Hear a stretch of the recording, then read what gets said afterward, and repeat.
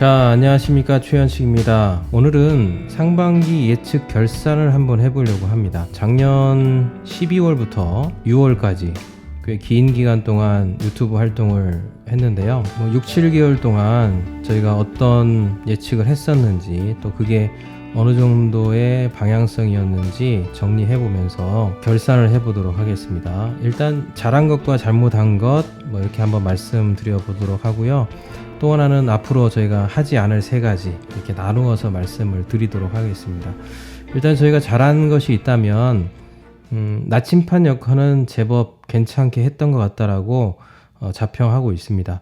질병 사태 전에 저희가 유튜브를 했었기 때문에 그때의 기조로 말씀드리면, 올해 질병이 발생할 것을 생각하지 않은 상태에서 말씀드렸던 내용은, 투자 시장이 2020년에는 노력을 해도 조정을 받을 가능성이 높고 잘못하면 하락의 가능성이 있다. 이 부분에 대해서 저희가 말씀을 드렸던 걸로 알고 있습니다. 한국 시장도 이 큰 틀에서 벗어나지 않고요. 질병이 발생하기 전까지는 2020년 한국 시장도 큰 상승은 못할 거다. 오히려 2021년에 문제가 발생할 가능성이 높다라고 말씀을 드렸었죠.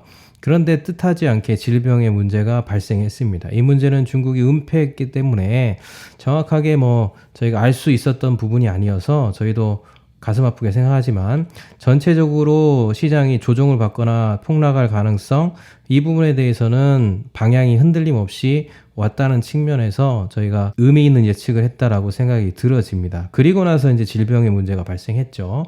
1월에 큰 조정 가능성을 저희가 그래서 말씀을 드렸습니다. 기억하실 겁니다. 그리고 나서 저희가 100년이란 긴 시간 안에서의 미국 시장의 패턴을 분석해 드렸죠. 그리고 6번의 상승기 이런 것들을 보면서 어느 정도의 변화가 있었는지, 상방이 어느 정도 되는지 하방이 어느 정도 되는지를 저희가 분석적으로 말씀을 드렸던 걸로 알고 있습니다.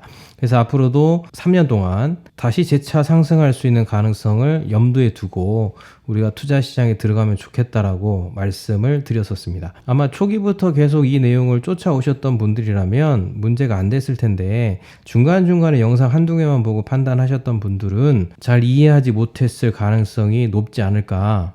그러면서 저희가 2가지 투자 전략을 제시했었죠. 기억하시나요? 첫째는 꾸준한 분할 매수. 그러니까 저점을 내려올 때 저희가 공포감을 이겨내면서 분할 매수해야 된다. 저점에서 몰빵은 하지 마시라. 그래서 분할로 계속 접근하면 결국에는 이길 수밖에 없는 게임이니까 충분히 전략적으로 분할 매수를 하면 이길 수 있다. 이런 부분을 강조해서 말씀드렸고요. 2번째 전략으로 제시한 게 국가를 사라. 최근에 이제 다른 방송에서 넘어오신 분들이 계시기 때문에 제가 다시 한번 국가를 사라는 얘기를 말씀드렸지만, 이전 책과 또 최초에 저희가 설명을 할 때도 국가 전략에 대해서, 국가를 사라는 것들에 대해서 말씀을 드렸었습니다. 그래서 국가를 분할 매수하거나 한국 시장에서는 개별주를 분할적으로 들어갔다면 아마 꽤 괜찮은 수익 거두시지 않았을까, 이렇게 생각이 들어집니다. 그러면서 저희가 꾸준하게 말씀드렸던 것은 공포, 그러니까 노이즈겠죠. 그 노이즈를 제거하고 신호에 집중하는 것들에 대해서 계속 말씀을 드렸습니다. 이런 이야기도 있고 저런 이야기도 있고, 언론의 여러 가지 발표에 따라서 굉장히 심각한 공포스러움이 발생하는데, 그것들에 대한 노이즈를 제거하고 지금 신호를 쫓아오면서 우리가 지금 어떻게 가고 있는지, 어떤 전략이 가능한지, 어떤 상황이 펼쳐질지에 대한 여러 가지 예측들을 말씀드렸었죠. 그게 북한의 문제, 패권의 문제, 원유의 문제, 또 최근에 연준의 방향성이나 이런 것들을 가지고 분석하면서 방향이 흔들리지 않도록 계속 우리가 제시를 해드렸던 겁니다. 그러면서 이제 2가지를 더 말씀드렸었죠. 기억하실지 모르겠지만, 첫 번째가 10월 6위 가능성. 저희가 아마 거의 처음으로 이런 얘기를 하지 않았을까. 2차 대유행 가능성이 있다. 10월과 11월에 유행 가능성이 있고, 거기에다 미국의 선거 문제나 여러 가지 문제들이 겹쳐서 문제가 발생하게 되면 아마 이건 쉽지 않은 위기의 가능성이 높으니 시나리오적으로 봤을 때 준비하고 계시라. 그러면서 2번째로 제시했던 게 뭐냐면, 그때까지 흔들리지 마시고 3분기까지는 한번 가보자. 1차 저점에서 사셨던 분들이라면 3분기까지 한번 쭉 간다면, 흔들림 없이 간다면 충분히 괜찮지 않겠느냐, 이렇게 제시를 해드렸죠.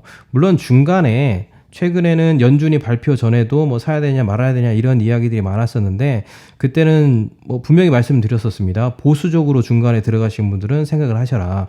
공격적으로 가면 큰일 난다. 그래서 연준이 어떻게 발표하냐 이 부분에 대해서도 예측을 지난 수요일 날 제가 해드렸던 걸로 알고 있습니다. 뭐 그리고 나서 이제 하락을 했죠. 조정을 받고 있다 뭐 이렇게 얘기하는 게 좀 더 적절할 것 같은데, 그래서 보수적이되 3분기까지 한번 가보는 거, 저점에 사셨던 분들이라면 3분기까지 가보는 전략들을 말씀드린 거고요. 특별히 나름대로 선방했다고 생각하는 것은 타이밍이지 않았을까.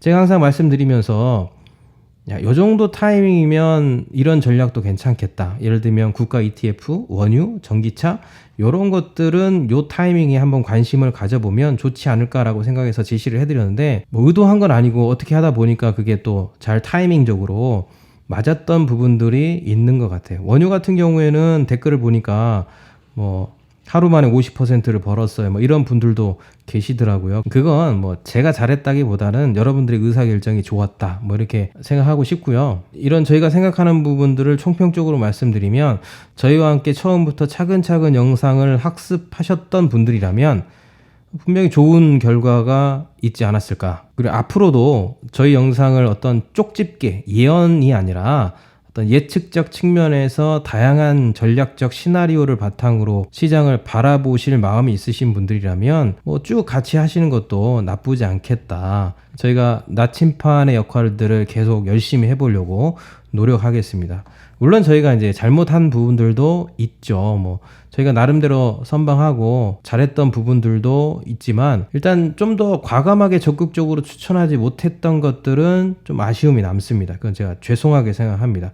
좀 더 적극적으로 여러분들이 의사결정에 도움이 되실 수 있도록 말씀을 과감하게 드렸으면 좀 더 좋았겠으나, 앞으로도 이 기조는 계속 유지할 방침입니다. 앞으로도 과감하거나 적극적으로 말씀드리지 않는다는 얘기를 드리는 거예요.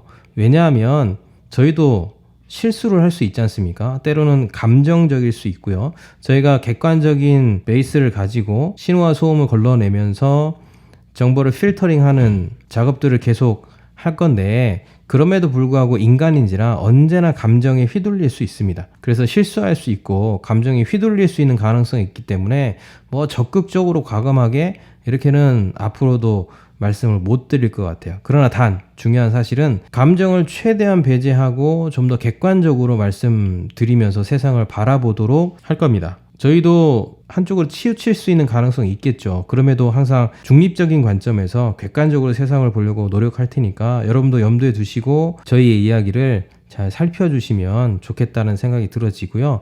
그래서 저희는 사실 농담도 잘 안 하지 않습니까? 뭐 재밌게 할 수 있는 자질도 없지만, 그런 면에서 객관성을 유지하기 위해서 감정을 배제하다 보니까 농담은 뭐 웬만하면 좀 안 하려고 노력하고 있고요. 특별히 돈은 냉정하니까 이건 뭐 농담할 만한 것은 아닌 것 같아요. 뭐 썰을 풀거나 재미를 위해서 하는 거라면 저희가 얼마든지 기분 업돼서 이렇게 막 하이퍼 돼가지고 얘기를 할 수도 있겠지만, 제가 아무래도 이제 저희 구독자층들이 가볍지 않으신 분들이고 세상을 굉장히 냉정하게 보시는 분들이 많기 때문에 저희도 최선을 다해서 객관성을 유지하고 감정을 배제하기 위해서 진지하게 최선을 다해서 말씀드릴 겁니다. 앞으로도 계속해서 그 부분에 대해서는 조금 아쉽지만 이해해 주셨으면 좋겠고요. 또 이제 오프라인 강의에서 만나서 또 강의를 하면 또 즐겁게 또 이야기하기도 합니다. 제 강의를 들어보신 분들은 알겠지만 뭐 저희 소장님도 마찬가지고요. 그런 부분에서는 이해해 주셨으면 좋겠고요. 마지막 세 번째로 이제 앞으로 저희가 하지 않을 것들 말씀드리면, 역시 좀 전에 말씀드렸던 것처럼 감정, 뭐 강한 자신감 이런 것들은 계속해서 배제해 갈 겁니다. 두 번째, 뇌피셜은 웬만하면 자제하려고 합니다. 뇌피셜이 뭐냐라는 분들이 있을 것 같아서 말씀드리면, 굉장히 주관적인 생각이죠. 검증되지 않은 주관적인 생각. 저희가 객관적인 여러 가지 자료들을 필터링 하면서 이야기를 하려고 앞으로도 계속 노력할 텐데요. 그런 면에서 뇌피셜은 저희가 하지 않는 방향으로 최선을 다하겠습니다. 물론 이제 어떤 분들은 뭐 그것도 뇌피셜이다 이렇게 말씀하실 수 있겠지만, 뭐 우리 팀들은 저희가 보다 객관적으로 노력하고 있다는 사실에 대해서 꼭 기억해 주셨으면 좋겠고요. 마지막 세 번째로 저희가 앞으로 하지 않을 것은 정신승리입니다. 그러니까 쉽게 얘기하면 뭐 부자의 특징, 가난한 사람의 특징, 뭐 100억 버는 방법,